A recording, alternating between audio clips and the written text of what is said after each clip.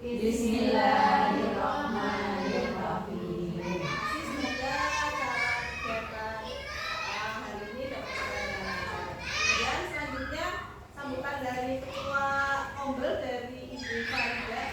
Dipersilakan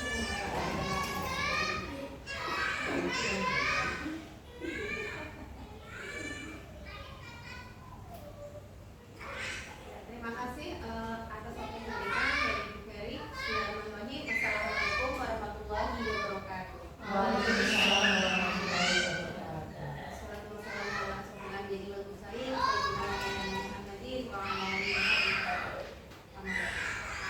Pertama dan yang pertama hari ini kegiatan kumpul kehadiran bersama mahasiswa yang mana pada kesempatan hari ini kita masih diberikan kenikmatan ya, salah satunya nikmat sehat dan nikmat sempat kita bisa berkumpul dalam komunitas belajar di TKS Semangat Proletar. Salawat dan salam kita kepada Junjungan Nabi Muhammad Sallallahu Alaihi Wasallam yang insya Allah kita nantikan syafaatnya di yaumil qiyamah. Teman-teman semuanya, saya pribadi mengucapkan banyak terima kasih atas waktunya, kesempatan hari ini teman-teman bisa berkumpul di sini karena ada beberapa teman kita yang akan memberikan praktik baik tentang PCOK ya, ibu-ibu sekalian dalam kalimat dengan tema peradilan jiwa dan raga. Mudah-mudahan acara pada pagi hari ini bisa berjalan dengan lancar. Kita semua bisa mendapatkan ilmu apa yang belum pernah kita dapatkan di luar sana. Mudah-mudahan dengan adanya kelompok belajar ini dari teman-teman yang sudah melangkah lebih jauh dari kita bisa menyalurkan ilmunya berbagi dengan kita semuanya yang ada di kelompok belajar di TKS yang namanya. Semangat ya teman-teman. Semangat. Alhamdulillah, insya Allah hari ini semuanya berjalan dengan baik dan lancar. Nanti teman-teman bisa mengikuti apa yang mungkin belum teman-teman pahami mungkin bisa ditanyakan ya. Ya, siap, nanti kami tunggu ilmunya, kita tunggu selanjutnya apa yang akan teman-teman sampaikan kepada kami semuanya. Itu saja sambutan dari saya, kurang lebihnya mohon maaf. Wassalamualaikum warahmatullahi wabarakatuh. Waalaikumsalam warahmatullahi wabarakatuh.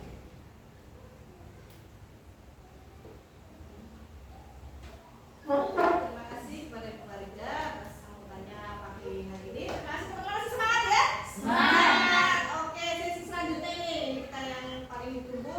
Kita akan berbagi praktek baik dari teman kita alhamdulillah yang sudah mengikuti PKB PCOK. Ini adalah praktek baik beliau. Dalam hal ini akan berbagi praktek baik tentang pembelajaran PCOK di akhir kegiatan yang dari pemilu ya. Tentang rencana tindak lanjut dari perkembangan pembelajaran PCOK. Kepada Bu Supriyani saya persilakan. Terima kasih. Sebelah sini ya, Bu ya. Bismillahirrahmanirrahim. Assalamualaikum warahmatullahi wabarakatuh. Waalaikumsalam. Ya, semangat pagi, pagi, pagi, pagi, sampai pagi.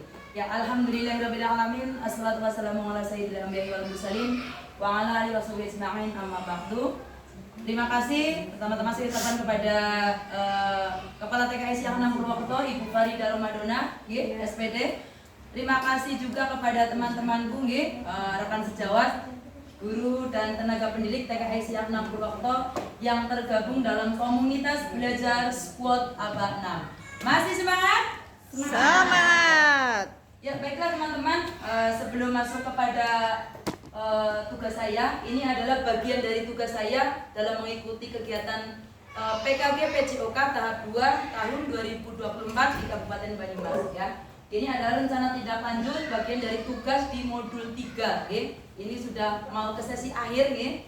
Jadi saya tugasnya adalah membuat rencana tindak lanjut dari kegiatan PCOK yang saya laksanakan. Sebelum masuk lebih dalam ke RTL ya, kita mengingat kembali ke depan Bu. Kombel kita, kombel kita namanya adalah komunitas belajar Squad Abah 6. Apa itu Squad? Squad itu sebuah perkumpulan yang garda terdepan dari TK Asia 6 Purwokerto. Saya masih ingat ketika dulu kita membentuk grup itu ya Bu, masih ingat Bu? Ya, dulu ada ya. Di mana Squad Abah 6 itu punya moto yaitu belajar bersama dalam belajar, maju dan berprestasi. Teman-teman semua pengen berprestasi? Kepengen nggak? Kepengen ya. Insya Allah dibentuknya KPS ini adalah semata-mata hanya untuk memajukan lembaga kita, yaitu TK Islam 6 Purwokerto. Teman-teman, mengapa harus ada KPS sih? Ada yang tahu apa itu KPS? KPS adalah komunitas belajar di sekolah kita. Kenapa harus ada KPS? Dengan adanya komunitas belajar di sekolah, kesenjangan keterampilan antar pendidik dapat diminimalisasi, sehingga peserta didik itu mempunyai kualitas pengalaman belajar yang sama terlepas dari siapapun pendidiknya. Kita tahu bahwa setiap kita itu punya pengalaman yang berbeda-beda, ya, punya kemampuan yang berbeda-beda. Ada yang mungkin sudah punya kesempatan belajar di luar, ada yang belum. Dengan adanya KPS ini dimaksudkan agar semua guru itu bisa berbagi praktik baik. Apa yang didapatkan guru satu dengan guru yang lainnya, entah di luar entah di dalam, itu dapat ditularkan di KPS ini, sehingga murid-murid itu punya pengalaman belajar yang sama. Tidak pandang itu guru itu karena itu guru penggerak ya belajarnya begini, guru itu karena belum ya belajarnya begitu. Jadi tidak ada yang seperti itu. Dengan adanya KPS itu kita saling belajar bersama bagaimana lembaga kita bisa maju karena ada KPS ini. Jadi punya kesamaan visi, kesamaan misi, sehingga pengalaman belajar peserta didik itu tidak berbeda-beda. Adapun tujuannya adalah yang pertama memberikan motivasi belajar antar sesama anggota KPS. Jadi yang punya pengalaman di luar ataupun di dalam maupun sedikit atau banyak, adanya KPS ini kita tularkan, belajar bareng-bareng. Kemudian ada kesempatan belajar yang belum mempunyai pengalaman menimba ilmu di luar, sama-sama punya pengalaman belajar dari temannya yang sudah mempunyai kesempatan belajar di luar. Kemudian meningkatkan keterampilan sosial. Tidak ada gap-gapan antar guru. Kayak guru kaya gue karo kae. Insya Allah di KPS kita tidak ada ya Bu ya. Setiap kita punya pengalaman, kita tularkan, kita terapkan bareng-bareng. Kemudian KPS dapat meningkatkan kemampuan dan profesional mengajar. Nah, ini tadi tujuannya saling belajar antara satu dengan yang lainnya. Jadi di KPS itu tidak ada yang lebih tinggi, tidak ada yang lebih pintar, semuanya sama-sama sedang belajar. Saya belajar dari teman-teman, teman-teman belajar dari saya, begitupun sebaliknya. Kemudian sama-sama menularkan, mempraktekkan apa yang sudah kita dapatkan. Kemudian selanjutnya adalah meminimalkan ketimpangan kompetensi. Dengan adanya KPS ini diharapkan yang bisa agama nanti ditularkan semuanya bisa agama. Yang punya keterampilan pedagogik lebih ditularkan hingga teman-teman semua mempunyai keterampilan pedagogik. Begitupun dengan kompetensi-kompetensi yang lainnya. Sepakat nih teman-teman adanya KPS ini. Mudah-mudahan KPS kita itu masih dalam tahap inisialisasi ya Bu? Ya. Inisiasi. Ya, KPS kita masih dalam tahap inisiasi. Adapun tahapan KPS itu ada 3. Tahapan inisiasi, terus penerapan dan tindak lanjut. Inisiasi itu tahap di mana kita baru merintis awal ya, dari kita untuk kita belajar bersama. Kalau penerapan itu sudah rutin dilaksanakan, pertemuannya rutin, jadwalnya rutin ya. Terus kalau berkelanjutan itu paling tidak KPS kita bisa memberikan efek atau impact yang lebih luas terhadap di luar anggota kita KPS. Itu seperti itu. Jadi bismillah, walaupun mungkin KPS kita baru tahap inisiasi tapi ke depan kalau kita semangat, kita punya program yang tersusun insya Allah bisa ke tahap berikutnya. Kemudian yang selanjutnya dalam kesempatan ini saya akan bersama-sama merencanakan pembelajaran berbasis proyek. Teman-teman mungkin sudah nggak asing, sudah pernah mendengar pembelajaran berbasis proyek. Pembelajaran berbasis proyek itu memberikan peluang kepada peserta didik untuk membangun kualitas. Antaranya sebagai berikut. Yang pertama, pemecahan masalah. Yang kedua, bertanggung jawab. Yang ketiga, bekerja sama dengan orang lain. Yang keempat, dapat bekerja secara mandiri. Kemudian, menjadi pemikir kritis, percaya diri, mengelola waktu dan bekerja secara efektif, serta berkomunikasi dengan baik dan beragam dengan orang lain.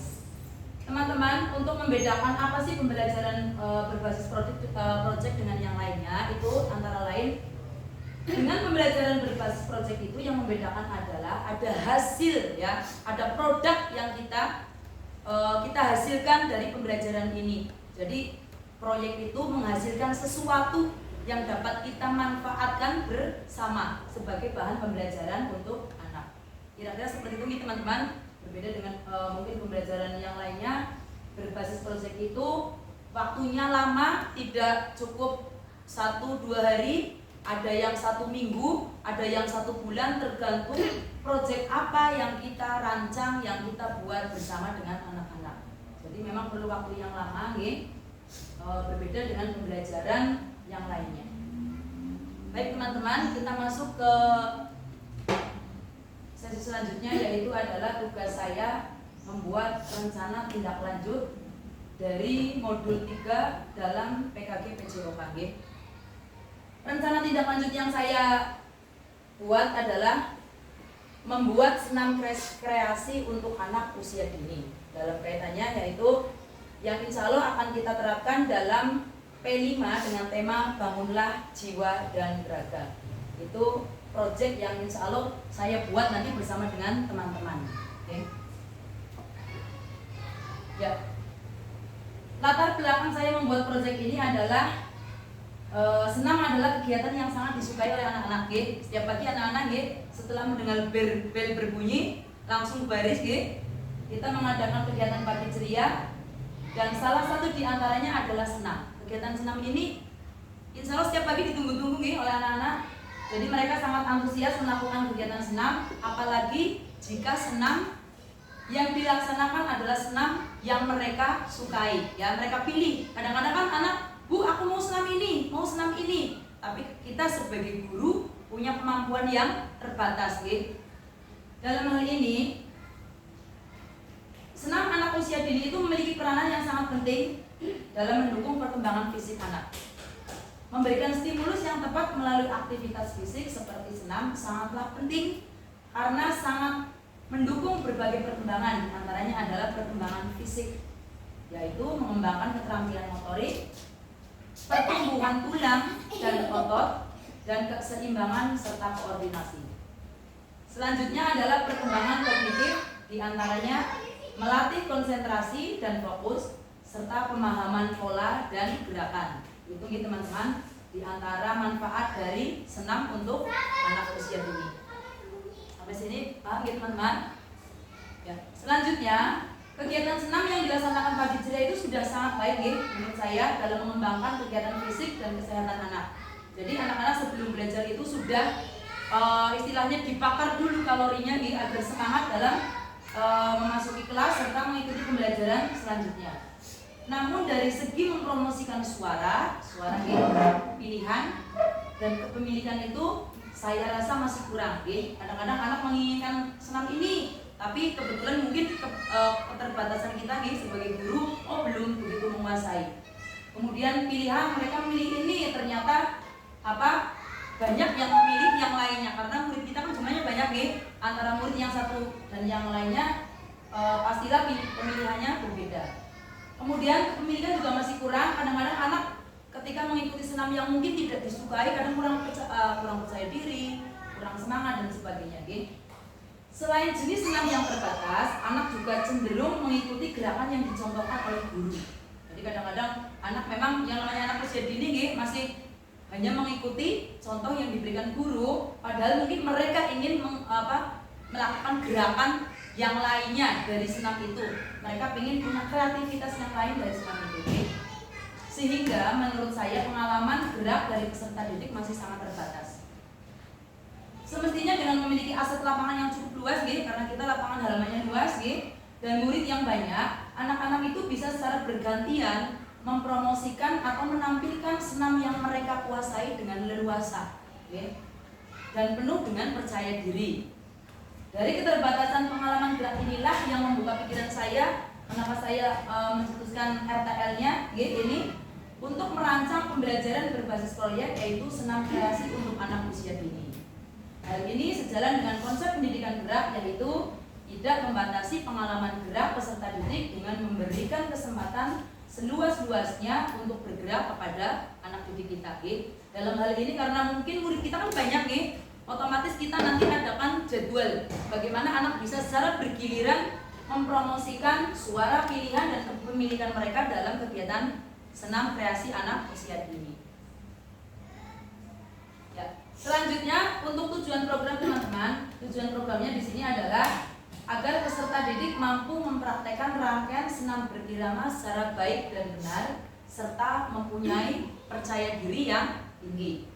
Yang kedua, peserta didik dapat mengembangkan kreativitas, disiplin, kerjasama, dan saling menghargai dalam mencapai tujuan. Tujuan kita adalah tadi mempunyai suatu bentuk gerakan senam kreativitas anak usia dini dari masing-masing kelompok.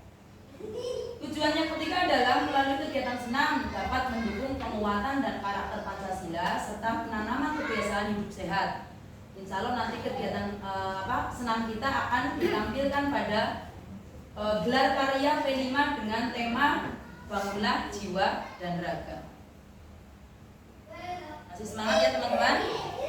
Adapun capaian dan tujuan hasil yang diharapkan, yaitu langkah-langkah yang dicapai. Di antaranya saya berkoordinasi dengan kepala sekolah dalam hal ini sebagai pemimpin kombel dan berkolaborasi dengan guru mengenai waktu dan pelaksanaan proyek. Kemudian sosialisasi dengan peserta didik dan orang tua tentang pelaksanaan proyek. Selanjutnya yang ketiga adalah pembagian kelompok. Kita masing-masing kelas di sekolah kita ada 5 kelas di mana agar anak itu bisa maksimal dalam menciptakan senam kreasi itu dibagi satu kelas menjadi 2 kelompok. Teman-teman setuju jika satu kelas dibagi 2 kelompok? P4 dibagi berapa? Nggak dibagi? Jadi 1. Oh ya, B2 jadi 2. B kelas A? Iya, 2 kelompok ya. Jadi rata-rata dibagi 2 kelompok ya, agar kenapa? Maksimal. Sebenarnya nggak ada pembagian, maksudnya agar lebih optimal dalam kita mengajarkan rangkaian gerak. Itu kalau bisa satu kelas itu kan jumlahnya kurang lebih 20 ya. Kadang kalau mengatur anak 20 itu kan kurang maksimal. Jadi kita bagi menjadi 2 kelompok. Tapi jika gurunya itu mampu menguasai 20 anak dalam satu rangkaian gerak, nggak apa-apa. Jadi agar lebih maksimal itu satu kelas itu dibagi menjadi 2 kelompok. Kemudian mencari referensi senam irama dari berbagai media. Tentunya dalam mencari referensi itu dikomunikasikan dengan anak-anak. Kira-kira anak-anak mau senam ini bagaimana, atau mungkin anak-anak punya pilihan lain, kita sebagai guru hanya sebagai pelatih ya. Jadi kita mempromosikan suara anak dan pilihan anak seperti itu. Kemudian selanjutnya langkah berikutnya adalah guru membimbing murid untuk membuat rangkaian gerakan senam mulai dari pemanasan, inti, dan pendinginan. Dan langkah selanjutnya adalah setiap kelompok mengadakan sesi latihan dengan waktu yang sudah disepakati bersama dengan anak-anak.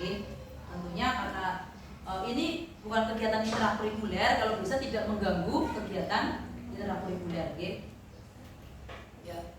Selanjutnya teman-teman, dari hasil yang diharapkan dari kegiatan ini adalah 1, masing-masing kelompok dapat menampilkan senam kreasi pada kegiatan gelar karya proyek P5 ya, yaitu sebelum melaksanakan penerimaan rapot ya semester 1. Betul? Sudah? Itu pelaksanaannya. Kemudian masing-masing kelompok dapat ini capaian berikutnya setelah anak menampilkan pada proyek P5, diharapkan nanti di semester 2 masing-masing kelompok itu menjadi pemandu senam bersama dalam kegiatan pagi ceria. Jadi sesuai jadwal. Misalkan kelas A yang piket, kuliah yang piket, maka pemandu senamnya adalah dari kelas A. Silakan kelas A di depan, mungkin hadapnya bisa ke sini, dan kita dari kelas lain belajar bersama tentang kelas yang dimiliki oleh kelas A. Ya, tentunya anak-anaknya ini yang menjadi pemandunya. Jadi kelompok itu ya. Kelompok itu menjadi pemandu senam. bukan satu orang yang di depan. Bukan, tapi satu kelompok ya. Jadi nanti kita atur sedemikian rupa agar posisi anak yang menjadi pemandu itu bisa di depan sendiri. Mungkin kalau kita barisnya biasanya ngadep ke sini, kita bisa ngadep ke sini agar anak yang menguasai senam itu bisa berada di barisan paling depan. Kemudian yang selanjutnya adalah capaian hasil yang diharapkan.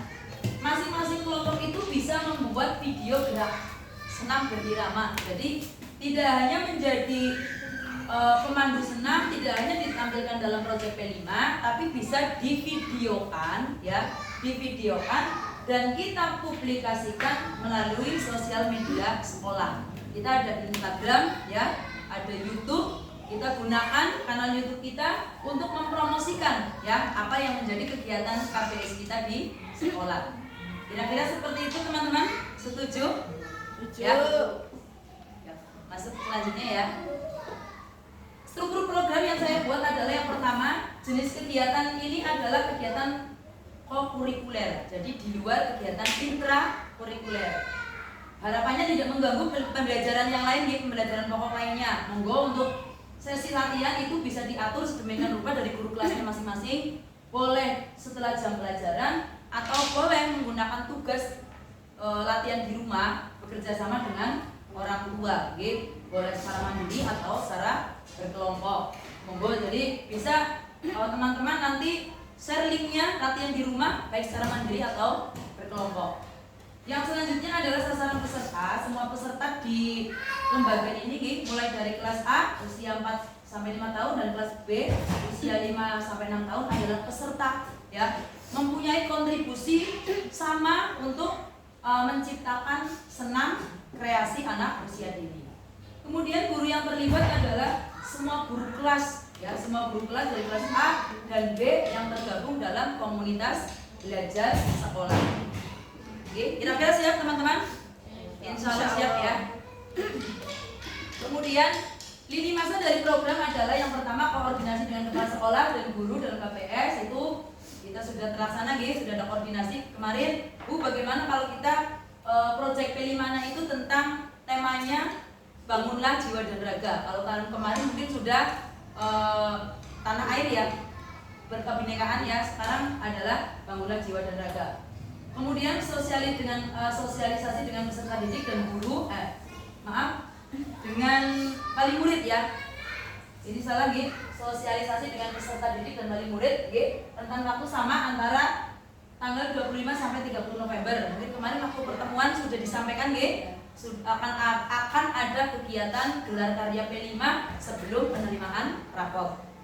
Kemudian untuk pembagian kelompok dan sesi latihan nanti monggo dimaksimalkan di minggu depan sampai dengan tanggal 14 Desember. Barangkali ada perombakan kelompok dan sebagainya, masih ada waktu sebelum anak-anak latihan lebih dalam nanti bisa untuk guru kelas mengkajinya lagi. Kira-kira anak ini masuk kelompok mana, lebih menyukai kegiatan senam yang mana, karena ini mempromosikan suara pilihan dan kepemilikan, maka ditanyakan ke anak-anak, kamu lebih tertarik ke kegiatan yang mana? Itu lebih utamanya itu. Jadi tidak memaksakan kamu harus ikut ini, tapi kita tanyakan ke anak-anak, kamu lebih suka ikut kelompok yang mana, tari yang mana, pilihan tari yang mana, seperti itu. Kemudian untuk pembuatan video dan gelar karya P5 itu tanggal 16 sampai 17 Desember. Ya.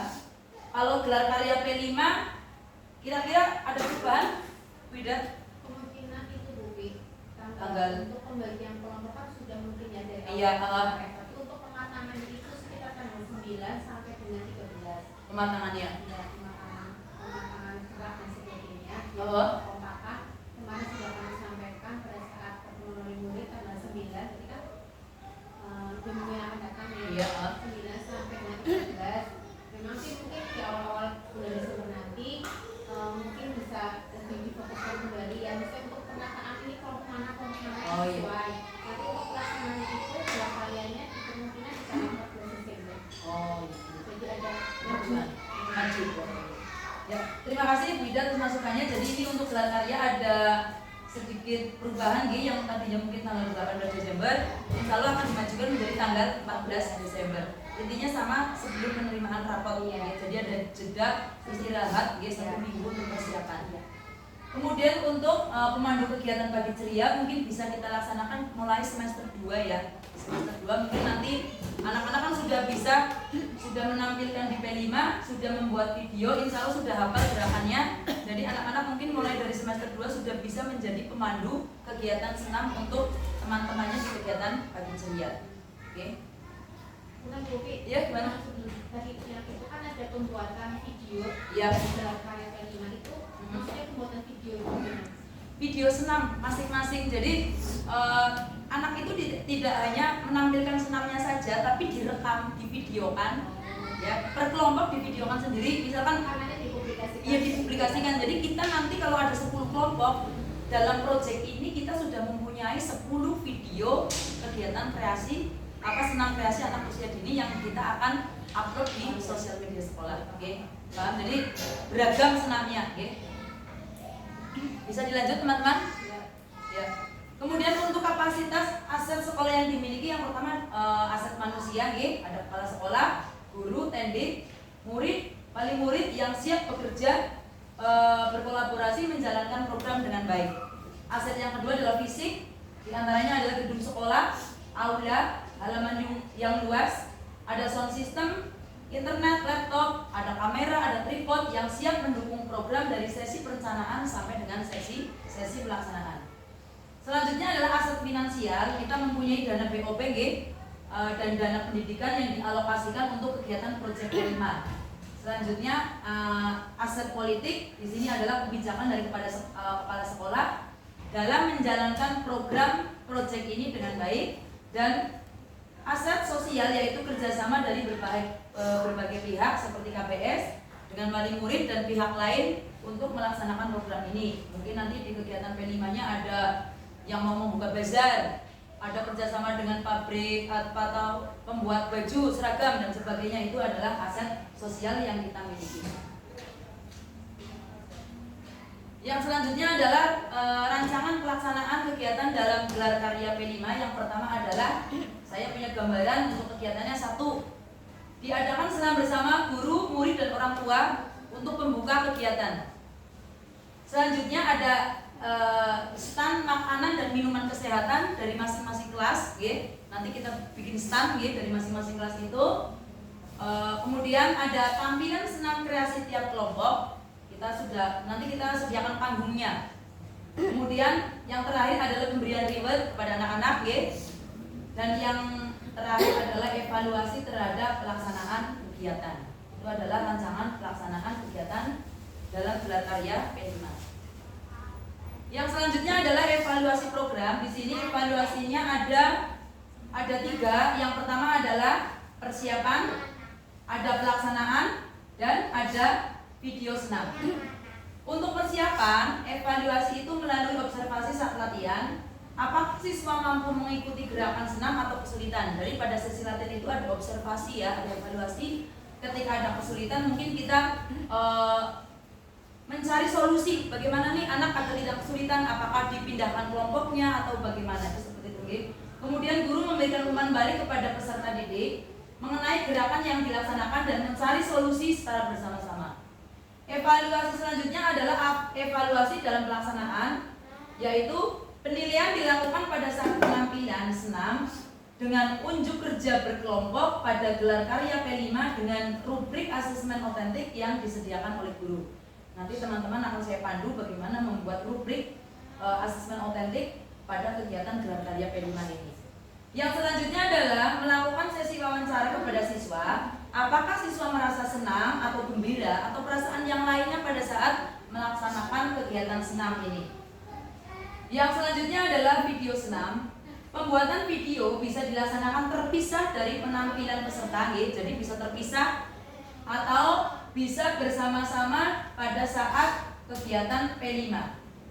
Evaluasi ini meliputi kendala yang mungkin terjadi saat proses pembuatan video dengan melakukan wawancara serta hasil yang diharapkan. Hasilnya mungkin dari video ini mungkin banyak yang melihat, banyak yang like dan sebagainya. Itu adalah rencana dari evaluasi program.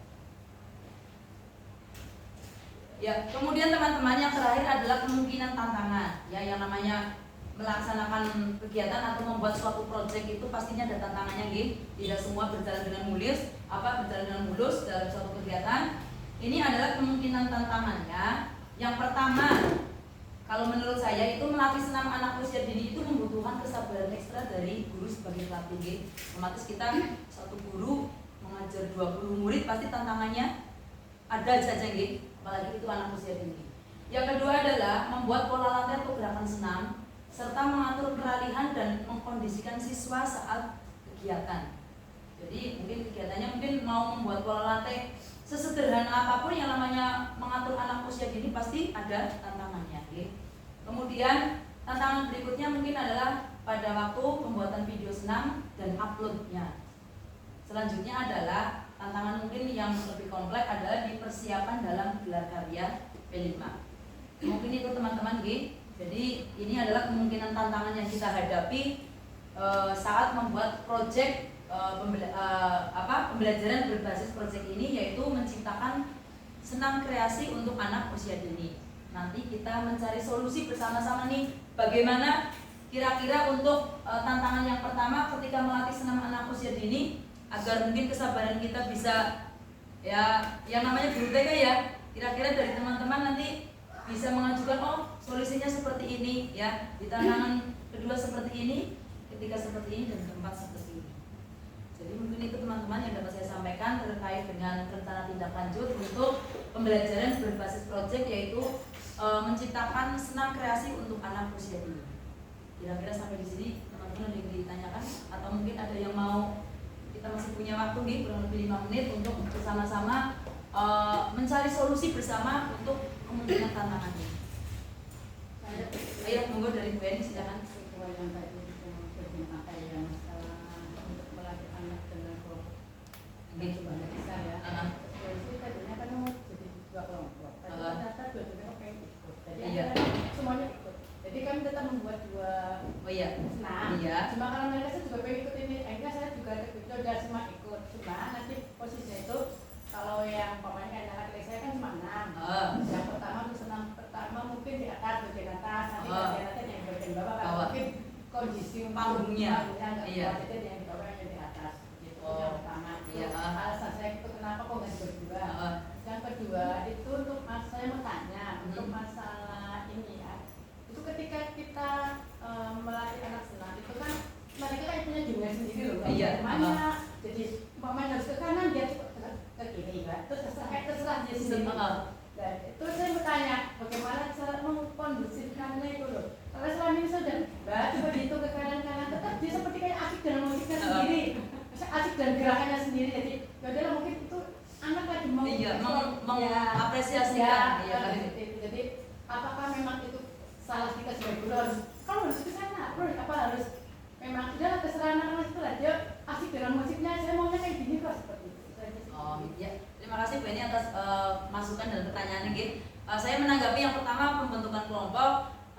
Mungkin tidak masalah ketika Bu Eni itu dapat mengkondisikan senam, gitu. Jadi satu kelas itu tetap membuat 2 senam. Mungkin posisinya. Jadi pelaku utamanya itu yang di atas panggung nanti, kemudian untuk yang di bawahnya itu yang mengikuti, ya. Kemudian untuk begitu juga dengan senam yang kedua seperti itu.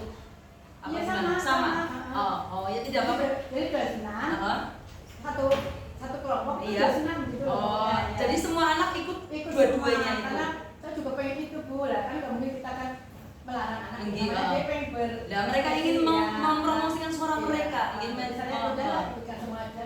Ya itu malah bagus gitu. Jadi anak itu punya, jadi tidak ada yang mungkin saya, kalau di kelompok saya, karena memang saya lebih suka senam ini, saya nggak mau saya senam yang lainnya aja, itu seperti itu. Tapi ketika dua-dua senam itu kok semua siswa di kelas itu mengikuti semuanya dan memang mereka inginkan, tidak apa-apa selama Bu Eni itu masih bisa mengkondisikan anak. Dan ini nyambung dengan pertanyaan yang kedua, gitu, bagaimana kita mengkondisikan anak ketika mengikuti gerakan, ya. Kita sebagai guru itu hanya sebagai pelatih, ya, sebagai pendamping.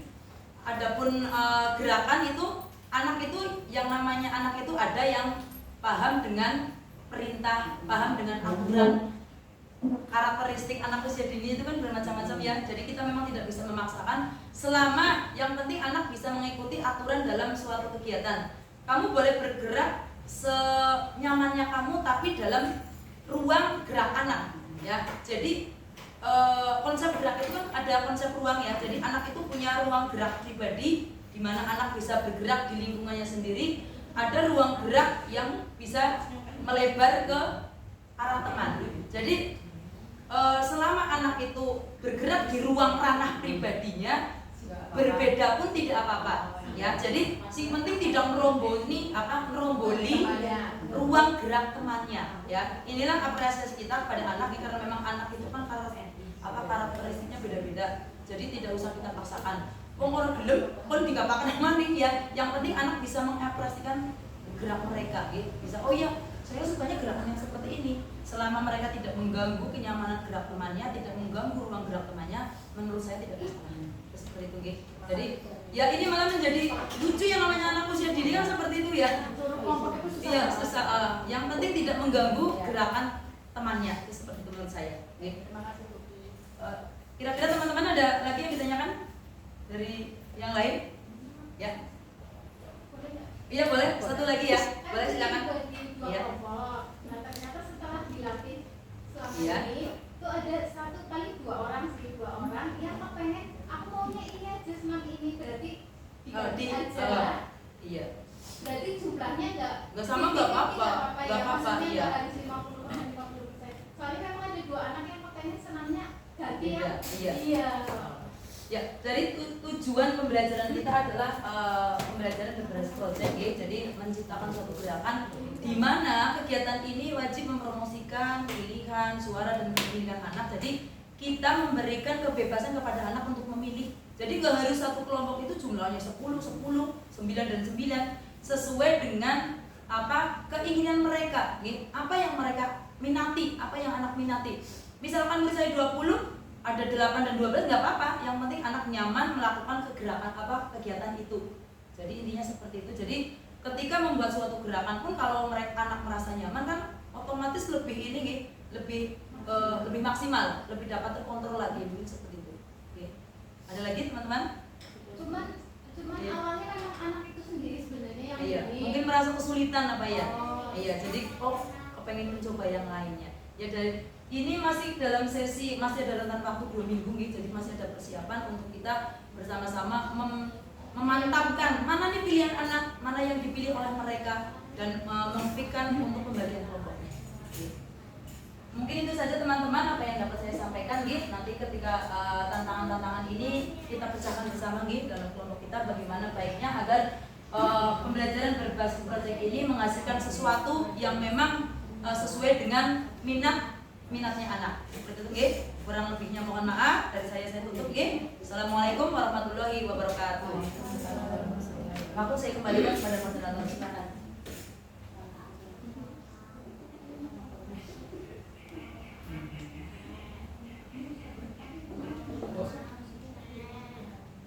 Baik, terima kasih kepada Bu Supriyani atas ilmunya ya, sangat bermanfaat ya teman-teman ya. Hari ini tepuk tangan dong buat Bu Supriyani. Jadi ini adalah project ya, pembelajaran berbasis project untuk dilakukan mungkin ini berarti kita mau garap 2 minggu ya. 2 minggu ke depan semoga berjalan dengan lancar ya teman-teman semuanya ya. Semua anak-anak kita happy, tentunya juga menjadi anak yang sehat, cerdas, punya perwawasan luas ya seperti sesuai dengan P5 gitu okay? Jadi teman-teman mudah-mudahan kita bisa implementasikan hari ini pembelajaran PJOK yang berbasis kepada sesuai dengan kebutuhan anak gitu ya, dengan tadi ya mengakomodasikan 3 dari voice, choice dan ownership dari anak ya. Begitu ya teman-teman ya, mungkin untuk hari ini kita cukupkan karena waktu kita juga masih kesibukan teman-teman semua juga pasti banyak ya. Jadi kita cukupkan saja untuk pertemuan rapat hari ini. Semoga kita dapat bertemu lagi di bulan depan ya untuk kegiatan insya Allah yang lebih seru lagi di Kombes kita ya. Kombes Squad Abana Jaya. Jaya Jaya Jaya. Alhamdulillahirobbilalamin. Terima kasih teman-teman. Wassalamualaikum warahmatullahi wabarakatuh. Waalaikumsalam warahmatullahi wabarakatuh.